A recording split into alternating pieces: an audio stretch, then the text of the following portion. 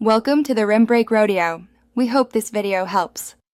In this video, I will explain how to make cabbage balls. First, let's gather our ingredients. You'll need 1 large head of cabbage, approximately 2 pounds, and 1 pound of your preferred ground meat, like beef or pork. Don't forget 1 cup of cooked rice, 1 egg, and your favorite seasonings such as salt, pepper, and garlic powder. Finally, prepare a simple tomato sauce using 1 15-ounce can of crushed tomatoes and a half cup of water. This forms the base of our delicious dish. Next, prepare your cabbage. Carefully remove the core from the large head, then boil it in a pot of salted water for about 10 minutes until the outer leaves soften. Gently peel off the softened leaves, trimming any thick veins to make them pliable for rolling. In a separate bowl, mix your ground meat, 1 cup of cooked rice, 1 egg, and your chosen seasonings thoroughly. This mixture will be the delicious filling for your cabbage balls.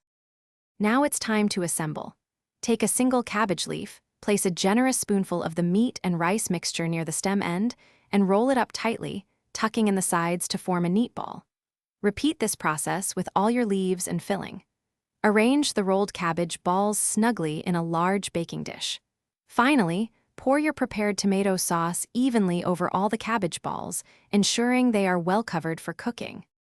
To cook, cover your baking dish and bake the cabbage balls in a preheated oven at 350 degrees Fahrenheit for about 90 minutes.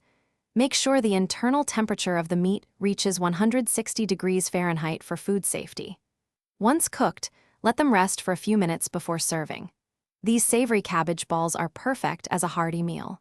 And hey, if you're looking to upgrade your home, check the description for a link to the Shark AI Ultra Robot Vacuum and other great deals. Thanks for watching. Consider subscribing if we helped you.